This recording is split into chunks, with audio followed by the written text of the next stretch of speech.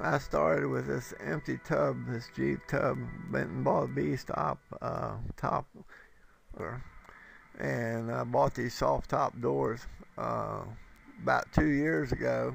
I mean the soft bottoms, canvas doors. And I can't remember where I bought them from, but anyways, I wanted to add the top door, canvas door, to the bottoms, and I ordered the door frames from I think Quad Track. Anyways, I found out that I was going to have a problem. Number one. Number two, I wanted an armrest. 3, I wanted a door pull. And 4, I wanted a way to mount a mirror that it mounted at the factory original position. So I took the following steps. Okay, here's the solution to all the problems that I had. Number 1, I needed a mirror mount.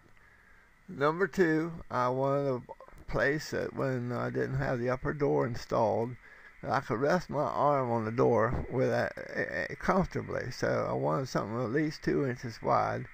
So I hit on the idea of making this out of some 2-inch square tubing. And by doing with a 2-inch square tubing and welding a flat plate to the front edge, sticking down, I could screw that onto the door hinge mount, and at the front end, and at the back end I bolted it to the door latch mount. As you can see, I now have a 2-inch armrest that goes the full length of the top edge of the door. Makes it easy to rest your arm on there when you're riding down the road. And it also has a door pull on the inside there where the angle is, so that when the door is open, you can simply reach over there and grab it and close the door. It's nothing more than a garage door pull, and it's welded fast on the inside. The mirror mount, the outside flat plate that's underneath of the mirror, clamps the upper rod of the door frame against the 2-inch piece, the 2-inch square piece inside. So when the mirror is bolted on, it securely holds the top end of the adapter. Okay, here's the square tubing that I made it out of. It's 2-inch square, 1/8 inch thick square tubing, and the steel plates laying there. The plate laying to the furthermost right is the plate that gets welded onto the edge there, and the mirror mounts fast to the top edge of that with 3 bolts. The bottom end sticks down, and there's 2 holes drilled in it, and it bolts underneath onto where the hinge adjustment is for the soft canvas door. That square piece laying there about the middle of the table there underneath of the square bar, that's the adapter plate that goes on the outside of the canvas door, and the holes are drilled through it, through the canvas, and that clamps the upper part of the adapter. And this slide here shows the completed adapter already made. At the left side, you'll see the small plate that's welded on with 2 holes drilled in it. That goes on the top of the latch assembly. The other plate on the right has 2 holes in the bottom, and that goes underneath the door hinge. And the other 3 holes at the top of that plate, where it's welded past the square bar, you'll see there's 3 holes drilled in there. That's the mirror mount. And the rest of the mirror mount and clamp assembly is that square piece of metal with a notch cut out of it below the bar laying there on the table. And you can also see the garage door pull that I welded fast to be able to grab the door and close it very, very easily. Here's another view of the completed adapter, and it's laying there. I got it propped up so you could see it better, and underneath of it is just a simple spray can lid that's propping it up there. And the other plate, you can see it's laying up on the other edge of the table there, top of it. And the 3 bolts that hold the mirror are holding it up, and I painted the heads of those black so that when they're installed in the mirror they wouldn't rust. They're 1/4 inch by The one bolt closest to the door frame is 1.5 inches, and the other two are 2 inch by 1/4 inch. Here's a picture of the completed assembly, bolted fast to the door, and now you'll see there's 3 holes in that top part of it, and that's where your upper window frame, your soft canvas window frame, those three holes drilled down through there are 3/8. Now I found out that it's easy to start at the top edge, but when you go through the hole at the bottom, I didn't want to go through, so I reamed the bottom side holes out to 7/16 of an inch, and that way when you go set it down in there, you can set it down in, and it sets down in there very easily. But the mirror is already mounted, and you can see the bottom part of the bolts holding the mirror sticking through the plate there. Okay, the upper window or upper soft door half now is plugged into the 3 holes, and the door is hanging open. Now you notice that the back rod looks like there's something around it. I found out that I put a little hose clamp around it to keep it from settling down, and that would keep the upper window frame mount square in the frame when the door is closed. That made it line up a whole lot better. So you can simply put a little hose clamp around any one of these 3 rods to control the height of it, if you have to control the height. Now my rods are sticking through, so which means you got some adjustment there. Here we have the outside plate. As you can see, it sticks up above the mirror mount and goes all the way up and sticks up above the bottom of the canvas door slightly.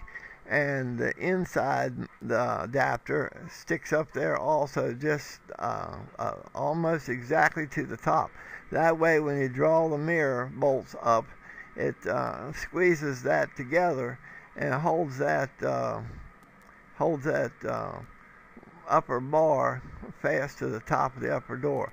Also, there's 3 3/8 inch nuts spacers between that plate and the canvas on the outside, so that the plate stays completely vertical with the plate on the inside because of the 3/8 rod that the door is made of. This is where the mirror mount is on the outside. That plate on the outside is lined up, and the 3 holes are drilled completely through that plate, through the canvas, and through the plate on the inside. That way, when you bolt the mirror on, the first thing is the mirror, then the gasket, and then the steel plate, and then 3 3/8 inch nuts over top of the bolts, and then that all slides through there, and on the inside the nuts and lock washers hold the whole assembly together, and it clamps the upper door frame. It clamps the upper door frame to the bracket securely so it can't move. This is a completed assembly, upper door half mounted to the adapter, which is bolted to the lower door half. Doors closed, fits nice. There's no daylight around the edge of the door, so it's secure. As you can see, I got 2 different color seats in there. That's because I haven't got new seat covers yet, but I'm working on that next. At least I can keep the weather out of this project while I'm working on it. Okay, this is what the front of my Wrangler looks like now. All Jeep from the frame up. Everything else underneath is a 74 Chevrolet running gear, complete running gear, frame, everything. Been shortened 37 inches, welded back together, and the Jeep tub is sitting on there. Everything's heavy duty. Got a 350 engine in it, and it's got the original drivetrain had a 454 engine in this truck, but engine was way too much power. So anyways, I put a 350 in it, and that's plenty of power. It really runs decently. This is the right side view of it. Don't want to bore you to death. It's got 35 inch tires, 35, 12 and a half, 15. And It's probably setting up at least 12 inches between the top of the tire and the fender, so got good ground clearance. I mean, you can go through the woods and don't have to worry about snagging on anything. Okay, here's the left view of it. By the way, the reason why these bumpers stick out like that is made so that eventually I can put a winch underneath of the diamond plate. Right now there's a square hole in the bottom, near the bottom edge on the front and the rear. It's a 2-inch receiver there where I can put my my pintle hitch in there and put a pin through it so I can move my farm trailers around with it. Okay, this is what the rear looks like. I don't know if you can see that square hole there, a receiver hole, 2 inches. Mounted flat. The front bumper is mounted flat, and the back bumper is mounted flat. That's so if you push something, it don't catch on. I can run up against another vehicle in the woods and just simply give it a shove, and all it does is knock the paint off a little bit off of mine, and a spray bomb will fix that there. When you're in the woods, you don't really care if you lose a little paint. Spray bombs are cheap, fun to drive, and this thing will really get you where you're going. I just can hardly wait to get my winches installed on the front and the rear. In Maryland, you buy your tags and they're good for 2 years. So in September of 2011, I tagged this thing and was driving it. So I've been playing with it for about 2 years now. Well, since 2010. Anyways, the tag here lasts me till September of 2013. Been having a lot of fun with it. And it goes to show that with a little Yankee ingenuity, you can take parts from 2 different companies, mate them together, get what you need. Like I got a mirror mount, an armrest, a door close, a door pull, and my upper door, soft door. So soft upper and lower door adapters. That's what I call these things. And that's just about it. Y'all have a nice day.